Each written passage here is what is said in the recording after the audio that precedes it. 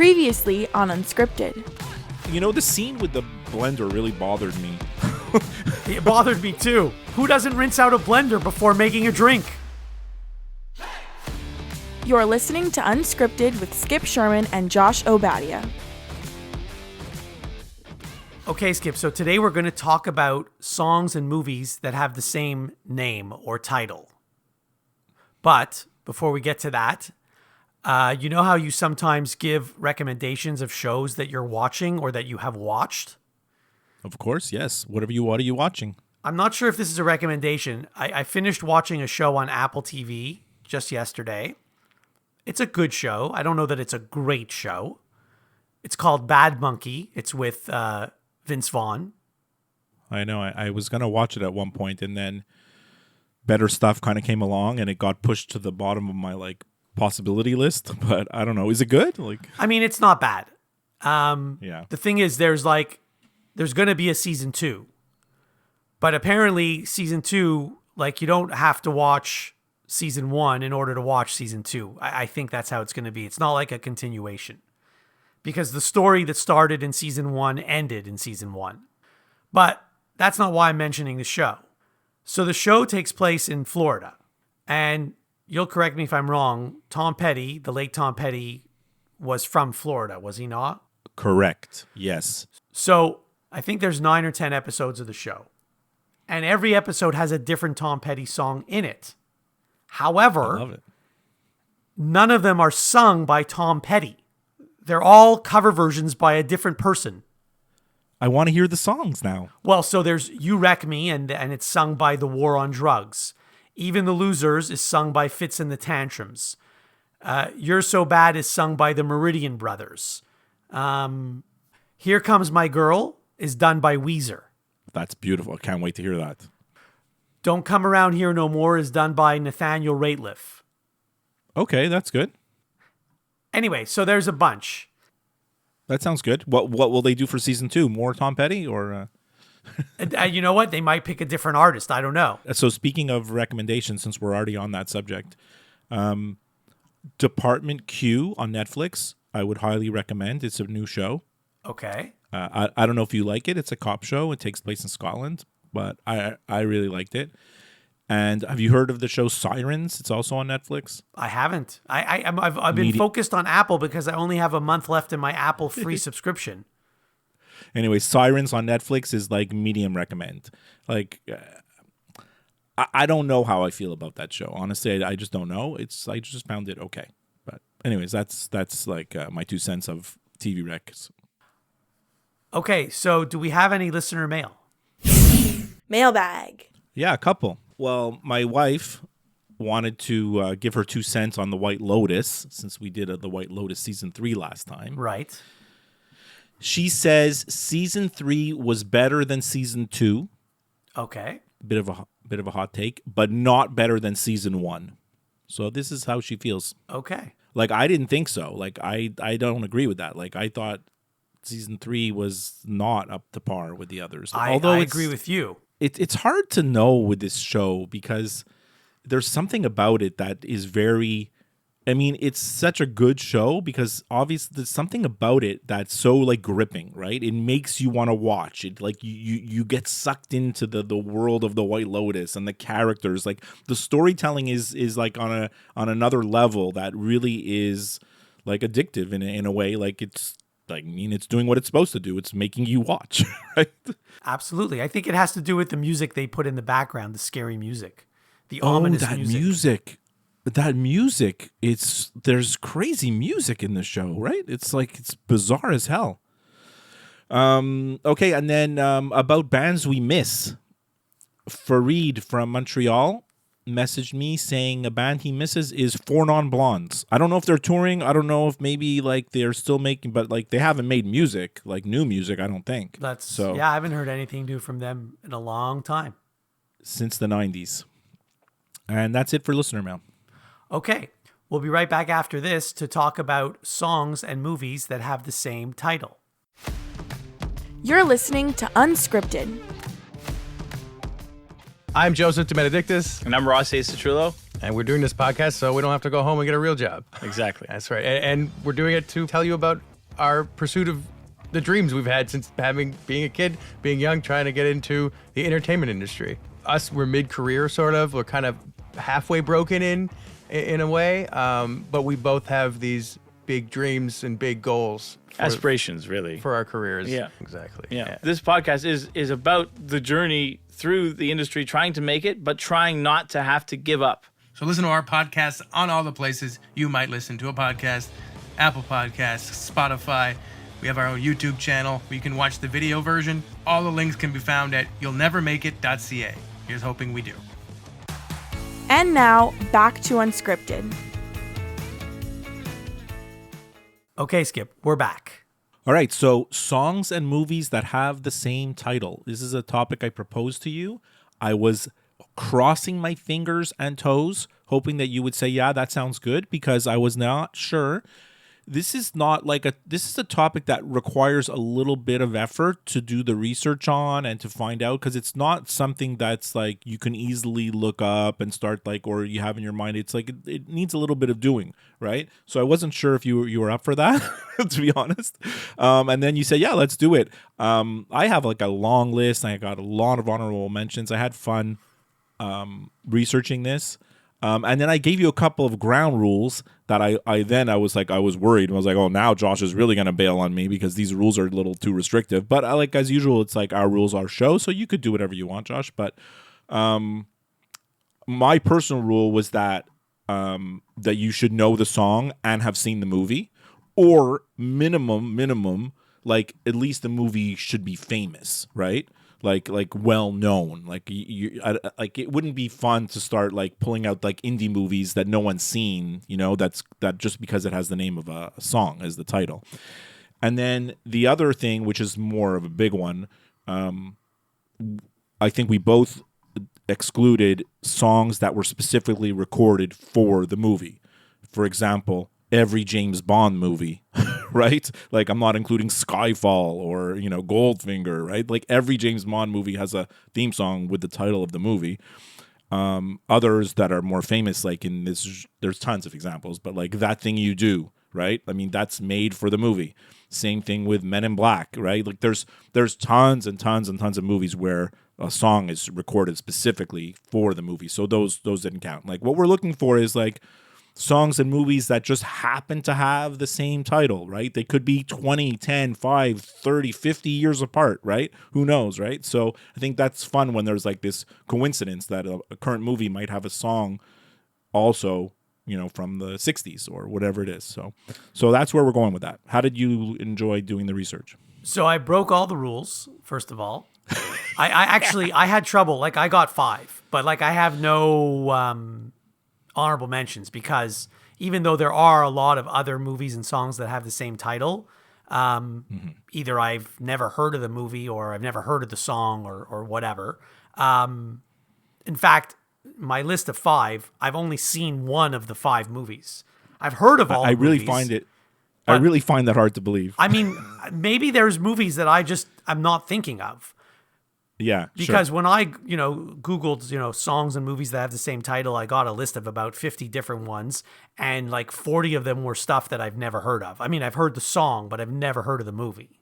So, and the other thing was, even though I did find 5, and I'm sure there are others, sometimes I like the song and I don't like the movie, or I like the movie, but I don't like the song, Right. So it was very hard to find a song and a movie that I liked. I mean, in fact, like I said, I've only seen one of these movies that are in my list, so whatever. That's crazy, because my top 2, even 3, it would be kind of shocking if you hadn't seen these movies. It's really crazy. I mean, I'm sure when you tell me them, I'm sure I didn't even consider them, because it sounds like they're movies that I should definitely know, but in my list that I found online, I didn't see anything like that that's so obvious. There is one more rule that I put. I don't know if I mentioned it to you, but I just excluded these because I didn't think it was fair. So the recent, we've had a recent string of musician biopics, right? And I didn't include those. So for example, Bohemian Rhapsody, there's a movie, right, about Queen. Like that's not fair, right? Like I didn't want to include that. Same thing with Blinded by the Light, the Springsteen movie, Yesterday, the Beatles movie, like I mean Rocket Man, the Elton John movie. Like that didn't seem like in the spirit of what we're trying to do here, so I didn't. I count didn't those. include those either. Yeah. Okay. Good. All right. Well, I think this was your idea, so you should start. Number 5. Number 5 for me is Superman. I mean, I know the movie, and I guess, are you Yeah. talking about the song, Superman song? No, Superman by REM. Do you know this song? I don't know. Oh, maybe I do. Yes, I do. Yeah. Yes, I do. Yes. Yeah, yes. yeah, I think you do. So the song is by REM. It's from their 1986 album Life's Rich Pageant. I didn't know this until I researched the song. It's actually a cover song. Like I was like, what? It's from a song originally recorded in 1969. But anyways, I'm counting the REM version. The song is not about Superman. It's not about a superhero. I'll let the listeners do their own deep dive into the meaning of the song Superman by REM because it gets a little dark. And then, of course, the 1978 movie Superman with Christopher Reeves, huge blockbuster. We were little kids when it came out. It was massive. And then little fun fact, I don't know if you know there's Superman 2 and 3 and then Superman Returns and then Man of Steel. Those don't count because they're not actually called Superman. But there is a movie coming out, I think in July, it's coming out soon, called Superman. It's like another version of Superman. And you'll be happy to know that Rachel Brosnahan, famous from The Marvelous Mrs. Maisel, is playing Lois Lane. And I think she's a perfect Lois Lane. Like, it can't get better than that. Like, she's perfect for that. So I'm excited. I saw the trailer. It looked okay, but I'm going to go see the movie. So I haven't seen any of the Superman movies, right? I don't see superhero movies, right? You know that. I know, but even Superman, the original, when you were 8 years old, you didn't go see that? No, I didn't. Oh, brother. And I was thinking when you said the song, I was thinking Superman song by the Crash Test Dummies in 1991. Yeah. That's what I was thinking originally. I mean, it could pass if we bend the rules, Right, but yes. Right. And fun fact, Superman 2 is my wife's favorite movie of all time. Just to throw that in. Okay. Stand By Me. Beautiful. It's on my list. So Stand By Me is Beautiful. actually the only movie on my list that I've seen. The movie came out in 86. The cast, I'm sure you know, Will Wheaton, River Phoenix, Corey Feldman, Jerry O'Connell, Kiefer Sutherland. So the movie came out in 86. The song was originally released in 1961 by Benny King. And the song is in the movie, but they don't have anything to do with each other. It's not like Nothing. That Thing You Do or something like that. The song actually was also in a 1987 European commercial of Levi's 501 jeans. And there have been over 400 recorded versions of the song, notably done by Otis Redding, John Lennon, Muhammad Ali, Tracy Chapman, Florence and the Machine, and Weezer. Muhammad Ali. I like how that Muhammad Ali's in there with all those all-time greats. I'm just right? telling you what I learned. Beautiful. This is a perfect example of I think what I was looking for with this topic. Okay. Very nice. Number 4. Number 4 for me is Dazed and Confused. Good one, yes. The song, 1969 by Led Zeppelin. It's from their debut album. Also surprised to know that this is also a cover song. Like, I didn't know this. Apparently it's by this guy, written by this guy, Jake Holmes, who opened for the Yardbirds, who Jimmy Page was a part of the Yardbirds. And then when Led Zeppelin formed, the first song that Jimmy Page played in rehearsal was Dazed and Confused. And then the band was like, we got to record this. And then there's also the 1993 film directed by Richard Linklater of the same name, right? I remember seeing that Dazed and Confused movie in the movie theater, and I really didn't love it. Like, I still don't think it's a great movie, although it's such a cult classic and people love it. The interesting thing about the movie is that it was full of actors who got really famous or are very, very well known, but they were very young, right, at the time. And it was one of their first roles. So Jason London, Joey Lauren Adams, Matthew McConaughey, Mila Jovovich, Adam Goldberg, Cole Hauser, Ben Affleck, Parker Posey, Renee Zellweger. They're all in this movie, and no one's known really at this time, which is an interesting thing about the movie. So I should have included that one because I've actually seen that movie. There you go. Do you like that movie or? It was okay. Yeah, sure. Yeah, I think it was okay. I mean, I think it's a nice snapshot of like small town Texas in the 1970s. Like I think that's what it's going for, but like I really didn't love it, So clearly, when I Googled it, that didn't even come up in my list. So I was on a bad website. Sure, okay. Well, you know which website I used? I used IMDb, which is a good That's website normally. Well, when I talked about this with my wife last night, she's like, "Well, why don't we just ask ChatGPT?" That's true. Sweet Home Alabama. Oh, that's nice. Very good. So I haven't seen the movie, but it came out in 2002, and it stars Reese Witherspoon, Patrick Dempsey, Candice Bergen, Marilyn Rice Cub, and Dakota Fanning. You know who Marilyn Rice Cub is, I think. Yeah, Chloe from 24. Right, Yeah. exactly, yes. Also, she's in a show that's out now Yes. that you can see on CBC or Netflix, and I watched it. It's on Netflix too, which is really surprising. Called North of North, and I would recommend anybody watch North of North. It's incredibly charming, funny. It's really great. So I haven't seen it yet, but I have seen the commercials for the show. yeah, So the movie, again, I haven't seen it, but according to IMDb, it's about a young woman who's reinvented herself as a New York City socialite. I mean, that's the second time I've heard the word socialite, by the way, in my life. And she must return home to Alabama to obtain a divorce from her husband after 7 years of separation. I mean, this is like a Hallmark movie before there was Hallmark movies. Right. This is what it is. Right. Honestly. The song was recorded by the band Lynyrd Skynyrd in 1974, and it was written in response to a few Neil Young songs, Southern Man and Alabama. So Lynyrd Skynyrd felt that Neil Young was dissing him. correct. Yes. Dissing the South. I was trying to find a nice way to say that. Today they would call it, this is the original diss track. Correct. So anyway, so that's, I mean, I think I've done the song Sweet Home Alabama at karaoke once. Yeah, well, I mean, Sweet Home Alabama is Lynyrd Skynyrd's most famous song by far. I mean, That and Freebird, right? Yeah, well, Freebird, yeah. Number 3. All right, number 3 for me, you mentioned it, Stand By Me. I mean, obviously the song Benny King from 1961, like as you mentioned, it was been recorded 400 times. Like it's like this iconic song, right? So iconic that in 2015, it was inducted into the National Recording Registry by the Library of Congress as culturally, historically, and aesthetically significant. The fun thing about the track, the song that you mentioned, is that it went to number 4 in the Hot 100 in 1961, but it went to number 1 in Canada in the US in 1986 because it was had a resurgence because of the film. Right.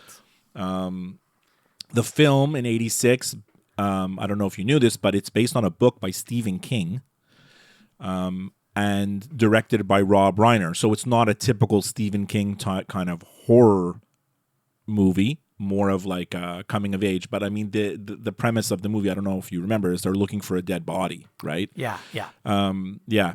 And it's such a great movie, and they're also young. Will Wheaton, River Phoenix, Corey Feldman, they're also young, right, in the movie. Kiefer Sutherland is a little bit older than them. He plays like the typical role that he played in those times. He's like the bad guy, like And this, he's the a bit older scary. brother.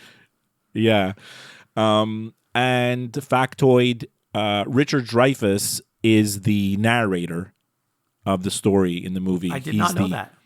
He's the now adult version of the Will Wheaton character. So I haven't seen that movie in a long time. It's probably something I could use a good like rewatching. I think it's like a feel good type of thing. Yeah. The Right Stuff. That is a great one that I didn't have on my honorable mention or my list. Very, very good. Although I know you're not a New Kids on the Block fan. No, actually, I do like New Kids on the Block. I like the song. I haven't seen the movie, but everyone says it's a great movie that I should see, so maybe one day I will.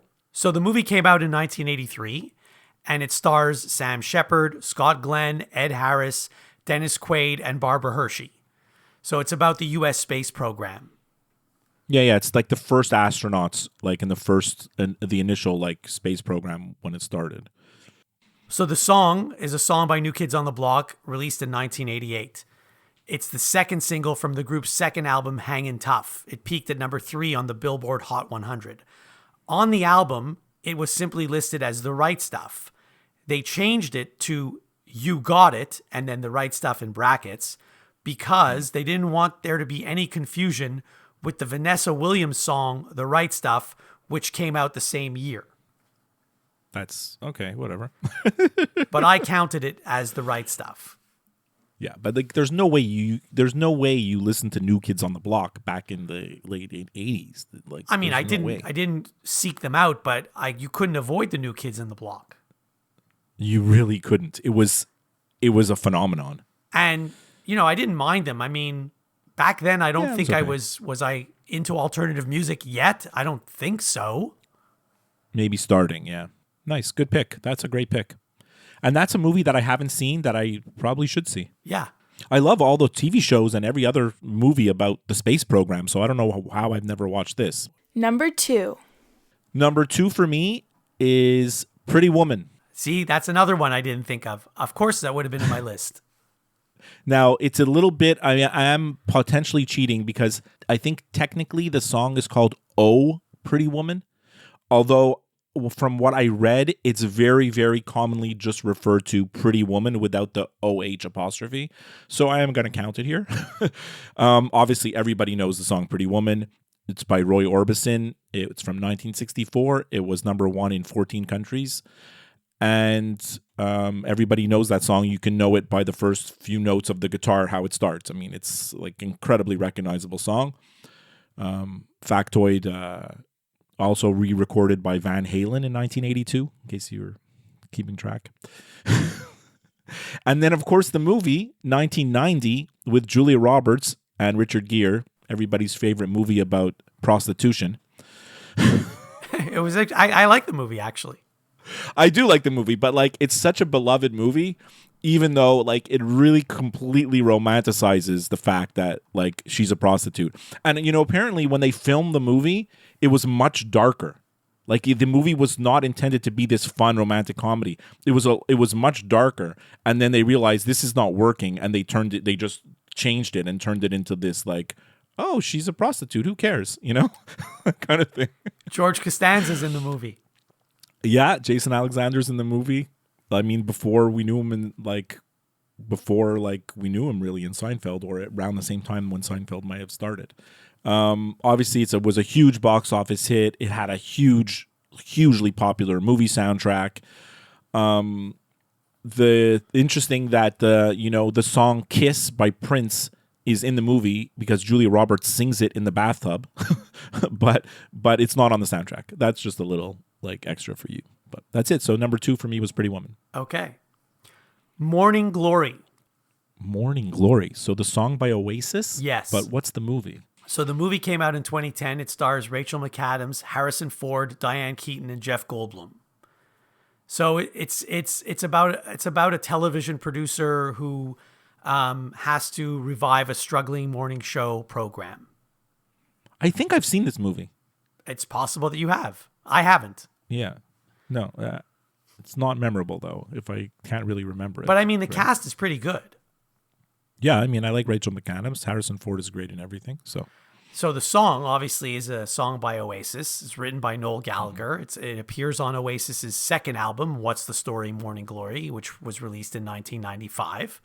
The song contains lyrical references to the Beatles song Tomorrow Never Knows. I mean, Oasis is so highly influenced by the Beatles, it's out of control. And one critic said at the time that the riff that opens Morning Glory is similar to that of The One I Love by American rock band REM. Now, I listened to both of them yesterday. I sort of see what he's saying, but I don't necessarily agree. But is this the song that starts with like helicopters? Yes, but that's not the part he's talking about. Like after the helicopters. But then I could hear it. I could hear like the helicopters and the opening guitar. This doesn't sound like REM at all.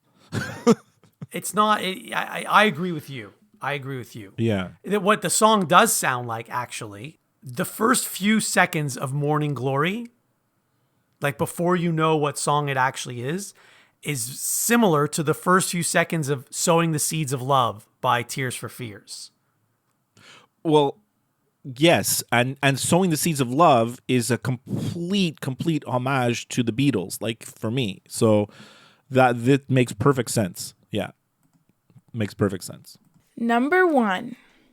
All right, we've arrived at number 1. Great. And I know you've seen this movie. And I know you know the song. So it's American Pie. Yeah, you see, I didn't even think of it. I totally would have put it in my list. So the song, 1971 by Don McLean. I mean, maybe the biggest one-hit wonder in history. I don't know. I know he has a few other songs, but like, could you name them? No. Right? The single was number 1 in the U.S. for 4 weeks in 1972, and it topped the charts in Australia, Canada, and New Zealand. The song held a record for almost 50 years as being the longest song to reach number 1. How many minutes is it? I don't know. It's like a 7-minute, maybe. I don't know. But in 2021, the record was broken by Taylor Swift when she released All Too Well, the 10-minute version. You remember she sang it on Saturday Night on Live? SNL, Yeah. yes. Yeah. Yeah. So when that record stood, that was the longest song to be number 1, and from 1972 all the way to 2021, which is interesting. Well, there's some stuff you learn in high school that, like, 90% of the stuff you learned in high school you can't remember. You don't know what you learned. You don't remember how to calculate an isosceles triangle? I mean, yes, this stuff becomes some stuff becomes ingrained, but like there's a lot of stuff that you're like, whatever, it's just in and out. But like in English class in grade 11, we studied the song American Pie as if it was a poem. And this is like something that like marked me forever. Like I always remember this, right? And anytime the song comes on the radio and I hear it, I always could picture my English teacher from high school and talking about the song and going over it word by word, lyric by lyric, looking at all the meanings.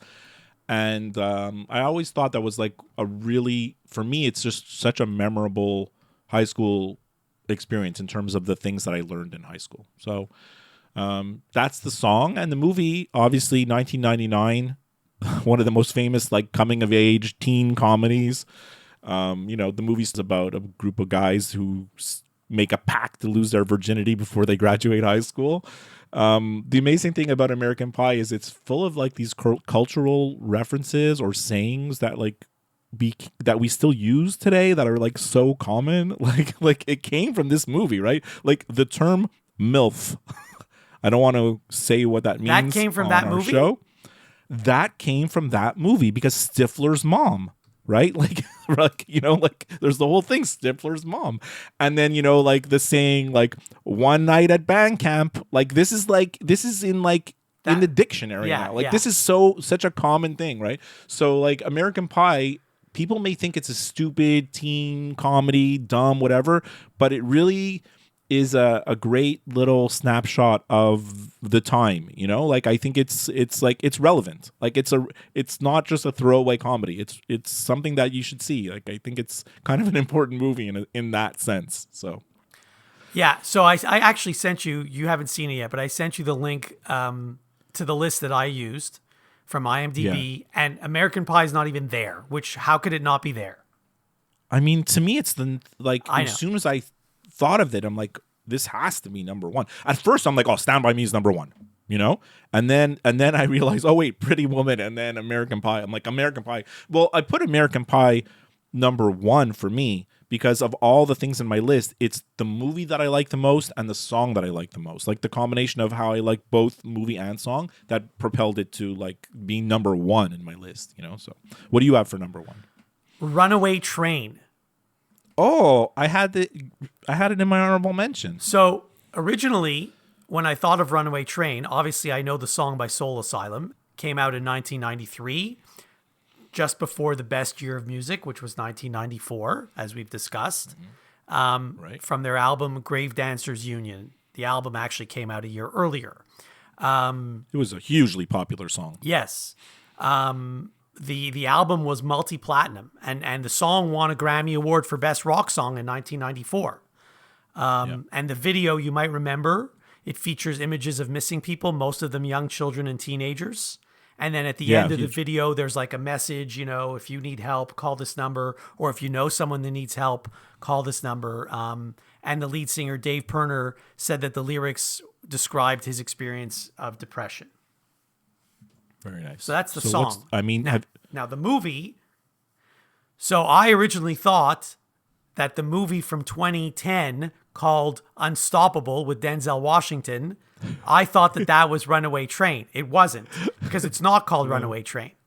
no, Runaway Train is like a movie from the 80s, right? With like John Voight. Correct. 1985. John Yeah. Voight and Eric Roberts. I don't even know who Eric Roberts is. Eric Roberts, a Julia Roberts' brother. Actually, Rebecca De Mornay is in Runaway Train also. Anyway, and Very nice. it's completely different from Unstoppable. So in Runaway Train, the real one in 85, it's two escaped convicts and a female railway worker. They find themselves trapped on a train with no brakes. So that part is similar. But Yeah. the there's no convict in. I don't think I ever saw Runaway Train, the movie, but like what I do know about it, because I knew it was John Voight, right? It like, like when we used to go into like the video store to like rent a movie, a VHS, and they would have all the movies, whatever. Like I could just picture like the cover and like 20 like covers, the little cardboard boxes of the cassettes, like all laid out. Like there's 20 of them, like Runaway Train. I'm like, what is this movie? Like, but that's all I remember about it. It's just like seeing it in the video store. Right. Exactly. I haven't seen the movie either. As I said, I've only seen one of the movies on my list. Right. But I should have put American Pie. I should have put Pretty Woman. And then just as we were doing this, I thought of My Girl. My Girl, that's a good one. Yeah. So I had a lot of honorable mentions. Let's see if you like these. And I think one of these you're going to be really disappointed wasn't in your list. I thought maybe you could make it, but it's hard to think of. Air.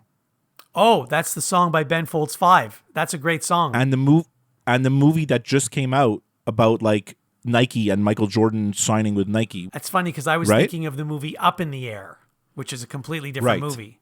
Right, but that Michael Jordan movie is called Air. Right. I should have. Yes, that's a good kind one. of cool. That's a very good one. Breakfast at Tiffany's, you remember the song from the 90s, right? I just, definitely, yes. And someone even mentioned the song to me this week. I should have thought of it.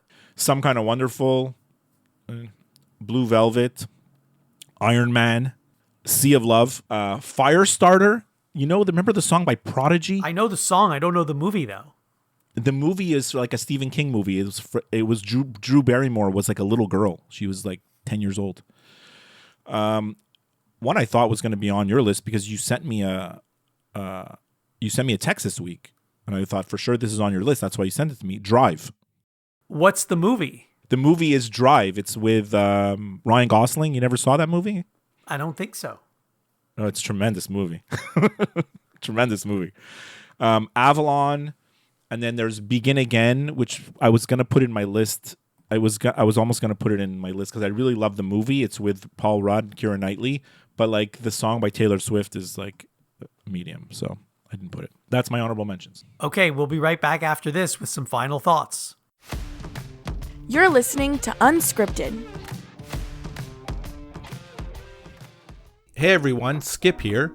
I'm really excited to invite all of you to follow my new account at Skip Cooks on Instagram and TikTok. I'll be sharing my love of cooking with recipes in the form of 1-minute music videos, all set to some of my favorite songs. Don't miss out, follow me, and let's have some fun in the kitchen. Unscripted with Skip and Josh is available wherever you listen to podcasts. If you listen to the show through Apple Podcasts, please leave a review. To interact with the show, send an email to skipandjoshshow@gmail.com. Follow the show on Twitter and go to Facebook to like the show page. And now, some final thoughts from the guys. I have one great final thought. I have a stat that I want to tell you that I hopefully you haven't heard yet, but I think it might blow your mind. Let's hear it. As you know, we are in the time of year where the NBA Finals and the NHL Stanley Cup Finals are going on at the same time, right? Yes. If you follow the NBA or if you don't, whatever, but there's actually 4 Canadian players in the NBA Finals, which is mental to think how far Canadian basketball has come. 2 of them are right? from Montreal. So that's where my stat is. There's 2 Quebecers in the NBA Finals right now. There are 0 Quebecers in the Stanley Cup Finals. That's hilarious. That is Is that crazy it to is think about? completely crazy. Like, think about how many players in Quebec are in the NHL, or, you know, like, and there's not even one on either of these two teams. And yet we got two guys from Montreal in the NBA finals. Like, two guys. It's crazy. I saw Lugens Dort doing an interview in French. I was so proud. Like, and you know, like, I'm an English speaker. I couldn't care less, you know? Like, I'm not like this rah-rah Quebecois, you know? Like, I was so proud. I'm like, this is so cool, you know? You know, I think I may have told you this in February, but Team Canada at the Four Nations face-off had only one Quebec player on the team, and that was Montembeault, who didn't even play. Yeah, that's right. And that's I was looking at all the Quebec players in the NHL thinking there must be at least one guy, non-goalie, that's good enough to be on the Four Nations team, and there wasn't. There's one that could be on the bubble. Like, that's Jonathan Huberdeau. Like, I think he, you know, maybe. But yeah, you're right. It's slim pickings right now. So that's what I had for final thoughts. I have some other stuff that I could tell you, or I could say for another time, but maybe you got something? I just have two little things. If you've watched any sports lately, and I think you have, you might have seen a commercial for Booster Juice with Alicia Cuthbert and Dion Phaneuf. Yeah. Actually, I saw it the first time, and my wife's like, "Who are these people?" And I'm like, "I think that's Alicia Cuthbert." And then I was like, "It is her," because I recognize Dion Phaneuf and I know they're married, so like it made sense, right? But she has all the lines, and he just says one little thing at the end, like, so it's kind of funny. It's just funny because you haven't heard from either of them in years, and now they're doing a Booster Juice commercial. It's just a little odd. Yeah, it was weird to see her. I was like, is that Alicia Cuthbert? And then it was actually Dion Phaneuf that made me realize that it really was her. So it was kind of weird. The other quick thing. So remember when you told the story about how you found those old newspapers in the ceiling of your house or something? Yeah, And we still haven't figured out how that happened. Never. So it's an never unsolved know. mystery. So I had something. I had something happen to me the other day. And I couldn't explain it, and I still can't explain it. And when I tell you, you're not even going to believe me that it happened. You're going to think that I'm an idiot and I did something wrong. Okay. So as you know, I was calling a bunch of insurance companies the last month, and I called Sonnet. I went to their website. I got their phone number. I called the number. Of course, they're all these 1-800 numbers. I call Sonnet, and then you expect to hear, "You've reached Sonnet, press 1 for this, press 2 for this." But what do I get? "You've reached TD Insurance. If you'd like to speak about auto insurance, press 1. If you'd like to speak about home insurance, press 2. So at first I thought, are Sonnet and TD affiliated? Yeah, that's, to me, that's the obvious answer. But they're not, because when I hung up and called Sonnet later, they're not affiliated. Something happened. I don't know what happened, but I called Sonnet and I was talking to TD. Then when it says to press 1 for this or press 2 for this, I press a button. And it takes me right to a human, which is weird because normally there's this whole preamble. And the human answered like, "Sheila speaking." Like as if I knew her direct extension and I was looking for Sheila and like I got her. It's so amazing because like they're actually trying to give you good customer service, but you're so used to bad customer service that you're surprised. No. It wasn't that. Like Sheila was not with Sonnet, nor was she with TD. So who is she? I don't know who she is. So I'm like, she's like, "So Sheila speaking." And I'm like, "Are you with Sonnet Insurance?" And then before she could even answer, the call gets transferred again. Now this is the third time I'm being transferred. And it's that now the message I'm hearing is, "Thank you for calling Bell. If you're calling about home phone, press 1. If you're calling about your television, press 2. So in the span of like a minute, I thought I was speaking to Sonnet, but I wasn't. I was speaking to TD. Then I spoke to some woman named Sheila. Then I was talking to Bell. I mean, the only thing I could think of is that it's like some mega call center that like handles customer service for like multiple entities, and they got like their wires crossed in their phone system, right? I don't understand it. Anyway. Like, this is the only thing I could think of, honestly. It was very strange. I hung up and then I'm like, okay, I'm just going to have lunch now. So did you ever contact Sonnet or like? I mean, I did. I spoke to them. But again, with them, if you want to do it, you have to do it completely online. And you can. And I went through the whole process and they gave me a quote. I ended up going with 2 different insurance companies, one for home insurance, one for auto, because I got really good deals. And the one that gave me the good deal on home, their auto was really expensive. And the one that gave me a good deal on auto, their home was really expensive. So I decided to go with 2 different companies, and I'm paying half what I was paying last year. I'm looking it up right now. Sonnet and TD are not affiliated at all. They're not. And the fact that I was talking to Bell later, like, they're definitely not. It's some kind of mega call center that's like handling different things, you know? Bizarre. That's crazy. It was weird. Love it. It was weird. All right. Awesome episode. That story just blew my mind. Like, honestly, I'm going to be thinking about that for a while. And it was great trying to make a list of songs and movies that have the same title. Very fun topic. I think we had a good time doing it. So I'll talk to you next time. Have a great week.